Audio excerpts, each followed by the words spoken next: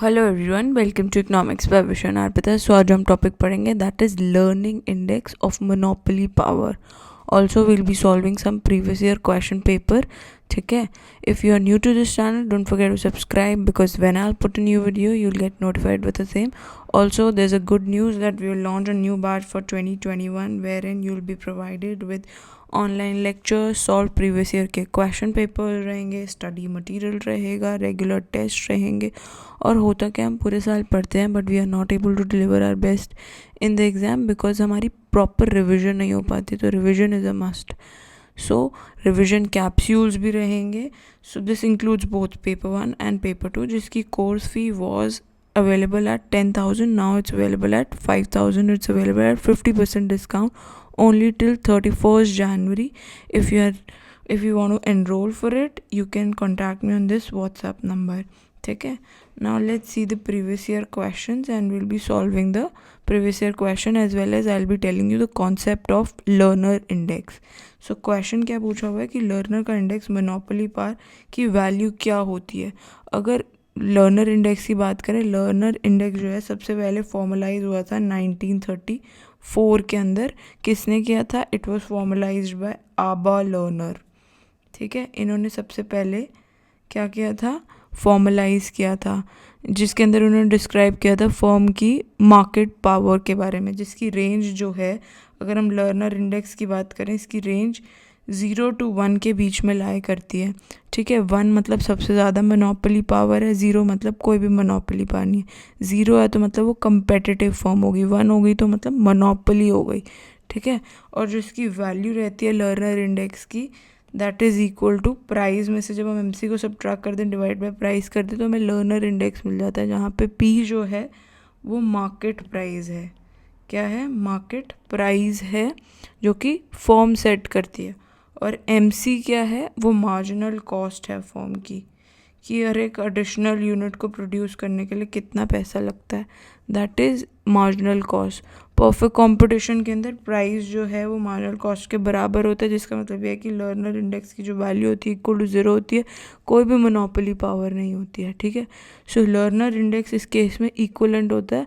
अगर मोनोपोली की बात करें, मोनोपोली के केस में इट इज़ डाउनवर्ड स्लोपिंग रहता है बिकॉज वहाँ पे हाईएस्ट मोनोपोली पावर होती है.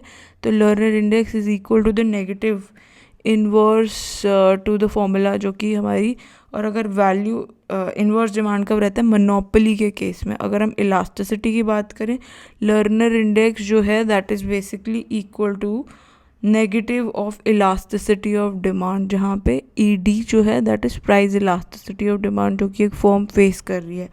और P जो है दैट इज़ बेसिकली प्राइस जो कि चूज़ किया गया in order to maximize profit जो कि अवेलेबल है, बिकॉज एग्जिस्टिंग मार्केट पावर के अंदर कितना मैक्सिमाइज हो सकता है प्रॉफिट. ई डी जो है दैट इज़ द एक्सप्रेशन जो कि फर्म डिमांड कर्व, फर्म का बेसिकली डिमांड कर्व को डिपिक्ट करती है, ना कि मार्केट के डिमांड कर्व को. मार्केट के डिमांड कर्व को नहीं, फर्म के डिमांड कर्व को डिपिक्ट करती है. ठीक है, अब अगर मोनोपोली पावर की बात करें, वहाँ पे वैल्यू क्या होगी इसकी?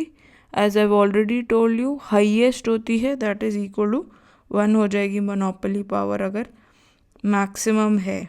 ठीक है, so Lerner index monopoly power has a value 1 होगी. अगर 0 एंड 1, नॉट दिस, 0 एंड 1, अगर 0 है मतलब कुछ भी परफेक्ट कंपटीशन है, कोई भी वो नहीं है, व्हाट वी से कंपटीशन नहीं है, पार नहीं है, मोनोपोली पार नहीं है, क्योंकि उसके सब्स्टिट्यूट्स बहुत सारे अवेलेबल है मार्केट.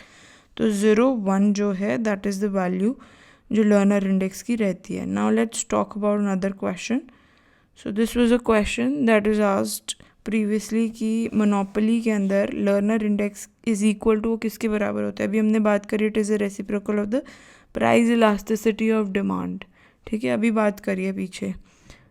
सो देयरफॉर जो लर्नर इंडेक्स है उसकी वैल्यू जो है वो 0 to 1 के बीच में लाई करती है. 0 मतलब परफेक्ट कंपटीशन, 1 मतलब हाईएस्ट मार्केट पावर है सेलर की, and it is close to the monopoly. अगर 1 के इक्वल है तो मोनोपोलिस्ट सीकिंग मैक्सिमम, वो जो है प्रॉफिट को मैक्सिमाइज करते हैं जब वो इन इलास्टिक डिमांड का होता है. मोनोपोलिस्ट जो प्रॉफिट को मैक्सिमाइज कर सकते हैं, will never be on in elastic part of the demand curve, वो कभी डिमांड कर्व के इन इलास्टिक पोर्शन के अंदर नहीं रहेंगे. So if I draw this demand curve, तो ये कभी भी ऊपर वाला इलास्टिक रीजन होता है ना, उसमें कभी भी नहीं रहते. If you talk about this in elastic demand curve, just a second, ये अगर डिमांड कर्व है, ये यूनिट इलास्टिक है, ये इलास्टिक रीजन है, तो यहाँ पे कभी नहीं लाया करेगा, ठीक है, in the lower portion. So it will always lie in this ऊपर वाला पोर्शन. मोनोपोलिस्ट हमेशा ऊपर वाले रीजन में ऑपरेट करेंगे. इन इलास्टिक रीजन में अगर ऑपरेट करेंगे तो क्या होगा, वो मोनोपोली पावर पूरी डिक्टेट नहीं कर पाएंगे. सो ये तभी पॉसिबल होगा जब क्या होगा, मार्केट का जो डिमांड कर्व है वो कैसा होगा, it will be in elastic नहीं हो, इलास्टिसिटी इन्फिनिटी होनी चाहिए, इलास्टिक नहीं होना चाहिए, इलास्टिसिटी क्या होनी चाहिए, इनफाइनाइट. और जो मार्केट कैपेसिटी है that will be zero. So Lerner index जो है that is equal to the reciprocal, और ऑपोजिट डायरेक्शन में मूव करते हैं. लास्ट जो लर्नर इंडेक्स और मैंने अभी इलास्टिसिटी की बात करी, they have inverse relation existing between each other. ठीक है, आई होप ये समझ में आया होगा. नेक्स्ट क्वेश्चन देखते हैं. At the point of shut down, price equal to average cost होता है, total revenue equals to total variable cost होता है, कि total loss of the firm equals to total fix cost होता है, कि ऑल ऑफ द वर्ब होता है. क्या होता है इसमें से? सो जैसे कि हमें पता है, अगर फर्म जो है उसका price less than average variable cost होगा, मतलब फर्म को शट डाउन करना चाहिए प्रोडक्शन अपनी, क्योंकि वो अपनी वेरिएबल कॉस्ट को भी कवर नहीं कर पा रही. उससे नीचे अगर ऑपरेशंस होंगे, जैसे कि अगर हम प्राइस लेस देन कॉस्ट ज़्यादा है और प्राइस कम है, तो उस केस में शट डाउन कर दे, बेटर है उसके लिए, क्योंकि वो अपने कॉस्ट को नहीं संभाल पा रही है और लॉसेस जो हैं वो शट डाउन वाली सिचुएशन आ गई है जिसमें ऑपरेट भी नहीं कर सकती फर्म.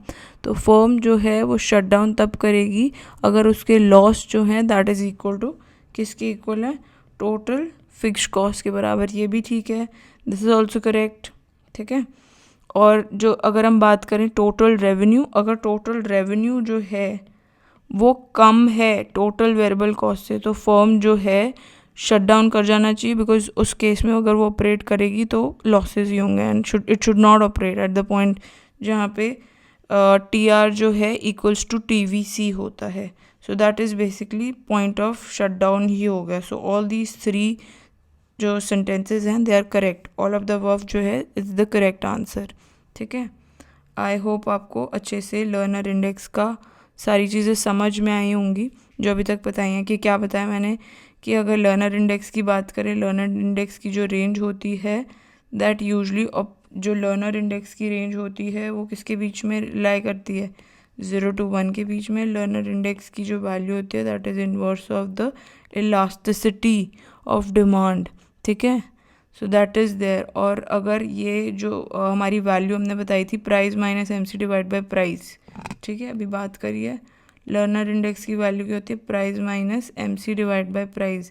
अगर इन दोनों के बीच का डिफरेंस 0 है, मतलब क्या, परफेक्ट कॉम्पिटिशन. अगर इक्वल टू 0 नहीं है तो क्या है, मैक्सिमम है डिफरेंस, तो मोनोपोली वाली सिचुएशन आ जाएगी. ठीक है, सो अंडर मोनोपोली जो सप्लाई कर्व है वो हमारा एब्सेंट होता है, क्योंकि मोनोपोलिस्ट जो है हमेशा प्रॉफिट बनाता है.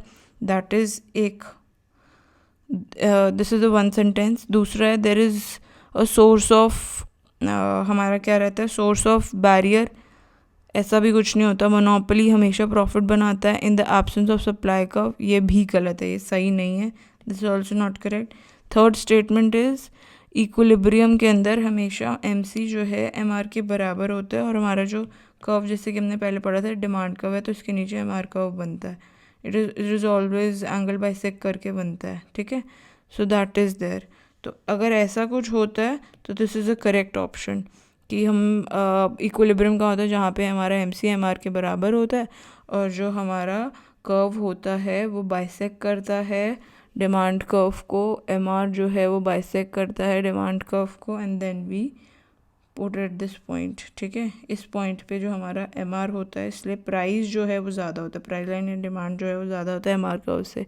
सो मोनोपोलिस्ट जो है does not have a supply curve because it is not a price taker. ये price taker नहीं होता. It chooses its profit maximizing MC equals MR, जहाँ पे MC MR के बराबर होता है, और जो price quantity combination है among all of them is possible जब combination रहता है of the market demand curve. I hope आपको सब कुछ समझ में आया होगा. Thanks for watching. और अगर आपको मेरा काम पसंद आता है तो इन वीडियोस को लाइक करें, शेयर करें और सब्सक्राइब करें. Thanks for watching. Bye bye.